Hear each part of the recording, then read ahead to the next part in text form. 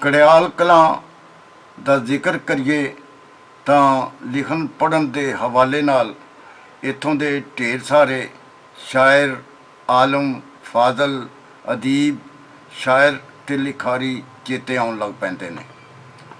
ਜਿਵੇਂ ਹਜ਼ਰਤ ਮੌਲਾਨਾ ਅਬੂ ਅਲ ਮਜ਼ਹਰ ਮੁਹੰਮਦ, ਮੀਆਂ ਮੁਹੰਮਦ ਇਸਮਾਈਲ ਮੰਜ਼ਰ, प्रोफैसर मियाँ मकबूल अहमद, डॉक्टर मियाँ ज़फ़र मकबूल, मास्टर अशमत अली जलंधरी, हज़रत मोहम्मद शरीफ गिल, डॉक्टर हकीम मोहम्मद हनीफ गिल, मुख्तार गिल, जावेद पंछी, राना मुख्तार अहमद, अदरीस परवाना, सैयद अब्बास अली शाह, उल्फत तनवीर बुखारी ते होर कई हस्तियाँ। मेरे वांगू ਸਾਡੇ ਅੱਜ ਦੇ ਪ੍ਰਾਹੁਣੇ ਡਾਕਟਰ ਮੁਹੰਮਦ ਹਨੀਫ ਗਿੱਲ ਹੋਰੀ ਵੀ ਇੱਥੋਂ ਦੇ ਹੀ ਨੇ, ਪਰ ਕੁਝ ਚਿਰ ਤੋਂ ਸ਼ਿਵਪੁਰਾ ਸ਼ਹਿਰ ਵਿੱਚ ਜਾ ਆਬਾਦ ਹੋਏ ਨੇ। ਅੱਜ ਅਸੀਂ ਇਹਨਾਂ ਨਾਲ ਗੱਲਬਾਤ ਕਰ ਰਹੇ ਹਾਂ। ਹਜ਼ਰਤ ਜੀ, ਤੁਹਾਡਾ ਪੂਰਾ ਨਾਮ ਕੀ ਹੈ? ਆਪਣੇ ਅੱਬੂ ਜੀ ਤੇ ਦਾਦਾ ਜੀ ਦਾ ਨਾਮ ਵੀ ਦੱਸੋ ਤੇ ਤਾਰੀਖ ਪੈਦਾਇਸ਼। ਮੇਰਾ ਨਾਮ ਜੀ ਮੁਹੰਮਦ ਹਨੀਫ ਗਿੱਲ ਹੈ। ਅੱਬਾ ਜੀ ਦਾ ਨਾਮ ਅਬਦੁਲ ਰਸ਼ੀਦ ਗਿੱਲ, ਦਾਦਾ ਜੀ ਮੌਲਾਨਾ ਬਦਰੁੱਦੀਨ ਗਿੱਲ। ਕੁਝ ਆਪਣੇ ਖਾਨਦਾਨੀ ਪਿਛੋਕੜ ਉੱਤੇ ਵੀ ਚਾਨਣ ਪਾਓ। ਖਾਨਦਾਨੀ ਪਿਛੋਕੜ ਜੀ, ਸਾਡਾ ਸਿਆਲਕੋਟ ਦਾ ਇਲਾਕਾ ਹੈ, ਰਾਹ ਬੁੱਢੇ ਦਾ ਕੋਟ। ਰਾਹ ਬੁੱਢੇ ਦੇ ਕੋਟੋਂ ਉੱਠ ਕੇ ਤੇ ਸਾਡਾ ਇਹ ਪਿਛੋਕੜ ਜਿਹੜਾ ਸੀ ਆ ਗਿਆ ਫਿਰੋਜ਼ਪੁਰ। ਫਿਰੋਜ਼ਪੁਰੋਂ ਹਕੀਮ ਹਸਨ ਮੁਹੰਮਦ ਨਾਂ ਦਾ ਸਾਡਾ ਬਜ਼ੁਰਗ ਸੀ। ਉਹ ਮਲੰਗ ਸੀ, ਦਰਵੇਸ਼ ਸੀ, ਹਕੀਮ ਸੀ। ਉਹ ਇੱਥੇ ਕੜਿਆਲ ਆ ਕੇ ਵਸਿਆ। ਕੜਿਆਲ ਉਹਦੇ ਤੇ ਸਾਡਾ ਫਿਰ ਖਾਨਦਾਨ ਚੱਲਿਆ। ਆਪਣੀ ਤਾਲੀਮ ਤੇ ਉਸ ਵੇਲੇ ਦੇ ਮਾਹੌਲ ਬਾਰੇ ਕੁਝ ਦੱਸੋ। ਤਾਲੀਮ ਜੀ, ਕੜਿਆਲ ਮਿਡਲ ਸਕੂਲ ਹੁੰਦਾ ਸੀ। ਮੀਆਂ ਇਸਮਾਈਲ ਮੰਜ਼ਰ ਸਾਹਿਬ ਹੈਡ ਮਾਸਟਰ ਹੁੰਦੇ ਸਨ। ਇੱਥੇ ਕੜਿਆਲ ਹੀ ਮਿਡਲ ਕੀਤਾ। ਮੈਟ੍ਰਿਕ ਫਿਰ ਜੰਡਿਆਲਾ ਸ਼ੇਰ ਖਾਂ ਤੋਂ, ਉਹਦੇ ਬਾਅਦ ਐਫਏ ਪ੍ਰਾਈਵੇਟ, ਹੋਮਿਓਪੈਥੀ ਦਾ ਕੋਰਸ ਕੀਤਾ, ਹਿਕਮਤ ਦਾ ਕੋਰਸ ਕੀਤਾ। ਆਪਣੇ ਡਾਕਟਰ ਤੇ ਹਕੀਮ ਬਣਨ ਬਾਰੇ ਕੁਝ ਦੱਸੋ। ਡਾਕਟਰ ਨੌਸ਼ਹਿਰਾ ਬਿਰਕਾਂ ਮੁਹੰਮਦ ਅਸ਼ਰਫ ਸਾਹਿਬ ਹੁੰਦੇ ਸਨ। ਉਦੋਂ ਹੋਮਿਓਪੈਥੀ ਸਰਕਾਰੀ ਤੌਰ 'ਤੇ ਤਸਲੀਮ ਨਹੀਂ ਸੀ ਕੀਤੀ ਗਈ ਪਾਕਿਸਤਾਨ ਵਿੱਚ। ਉਹਨਾਂ ਕੋਲ ਸਿੱਖਿਆ, 4 ਸਾਲ ਦੁਕਾਨ 'ਤੇ ਜਾਂਦਾ ਰਿਹਾ, ਪ੍ਰੈਕਟਿਸ ਕੀਤੀ, ਕਲੀਨਿਕ ਬਣਾਇਆ ਤੇ ਪਾਕਿਸਤਾਨ 'ਚ ਵੀ ਇਹ ਜੋ ਸਰਕਾਰੀ ਤੌਰ 'ਤੇ ਤਸਲੀਮ ਕੀਤਾ ਗਿਆ, 15ਵਾਂ ਸਕੇਲ। ਫਿਰ ਮੈਂ ਕਾਲਜ ਦਾਖਲਾ ਲੈ ਲਿਆ, ਫਿਰ ਉੱਥੋਂ ਪਾਸ ਕਰ ਲਿਆ ਜੀ। ਉਹਦੇ ਬਾਅਦ ਮੈਂ ਪ੍ਰੈਕਟਿਸ ਸ਼ੁਰੂ ਕਰ ਦਿੱਤੀ ਜੀ। ਇੱਥੇ ਕੜਿਆਲ ਕਲਾਂ ਪ੍ਰੈਕਟਿਸ ਕਰਦਾ ਰਿਹਾ। ਇੱਥੋਂ ਮੈਂ ਸਾਡੇ ਸ਼ੇਖੂਪੁਰੇ ਮਰੀਜ਼ ਜ਼ਿਆਦਾ ਸਨ, ਫਿਰ ਕਲੀਨਿਕ ਉੱਥੇ ਬਣਾ ਲਿਆ। ਤੁਸੀਂ ਟੀਚਰ ਵੀ ਰਹੇ ਹੋ, ਇਹਦੇ ਬਾਰੇ ਕੁਝ ਦੱਸੋ।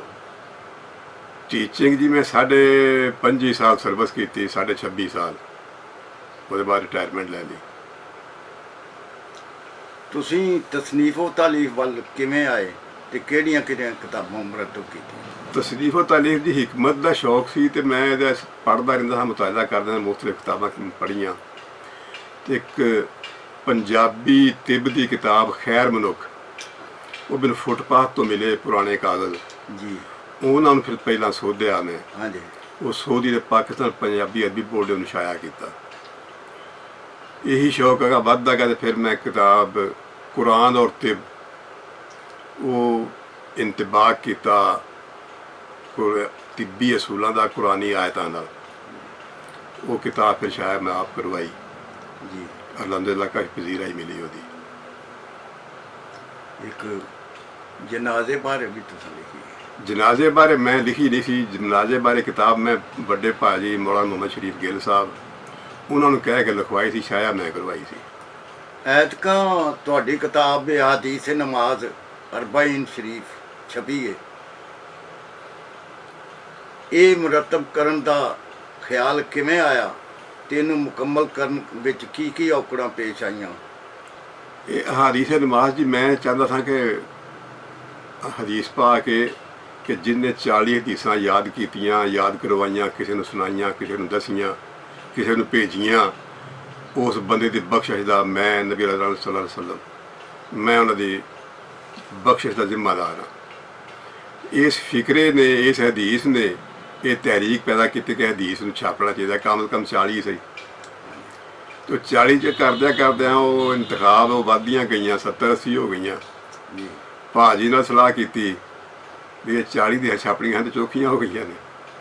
ਉਹ ਕਹਿੰਦੇ ਨੇ ਯਾਰ ਚੌਖੀਆਂ ਕੁਝ ਚੰਗਾ ਹੋ ਗਿਆ, ਤੂੰ 5 ਨਮਾਜ਼ਾਂ ਮੁਕੰਮਲ ਕਰ ਹਦੀਸ ਨਾਲ, ਵਿੱਚ ਅਲਾਮਾ ਨੇ ਫਰਮਾਇਆ ਉਹ ਨਹੀਂ ਲਿਖਣਾ, ਹਜ਼ੂਰ ਪਾਕ ਨੇ ਕਿਆ ਫਰਮਾਇਆ।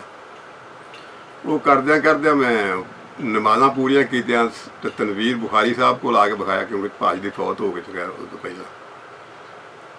ਲਓ ਜੀ ਸ਼ਾਹ ਜੀ, ਇਹ ਕਿਤਾਬ ਤਰਤੀਬ ਦਿੱਤੀ ਹੈ ਤੈਨੂੰ ਦੇਖੋ।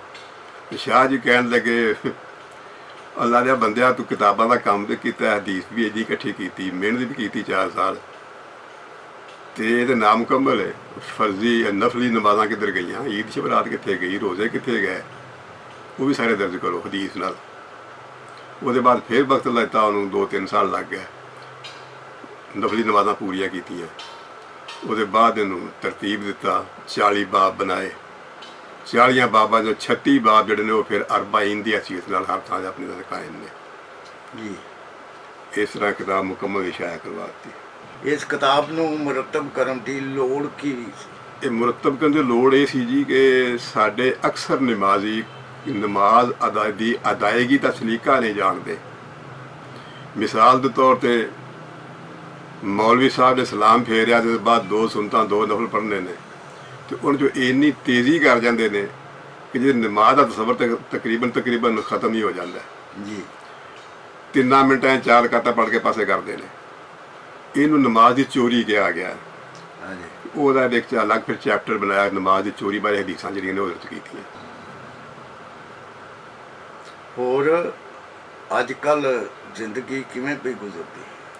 ਜ਼ਿੰਦਗੀ ਅਲਹਮਦੁਲਿਲਾ ਸ਼ੇਖਪੁਰੇ ਕਲੀਨਿਕ ਜੀ, ਜੀ ਉੱਥੇ ਵਕਤ ਸਹੀ ਨਿਕਲਦਾ, ਮਰੀਜ਼ ਆਉਂਦੇ ਨੇ, ਖਿਦਮਤ ਕਰਨ ਦੀ ਕੋਸ਼ਿਸ਼ ਕਰੀਦੀ ਹੈ।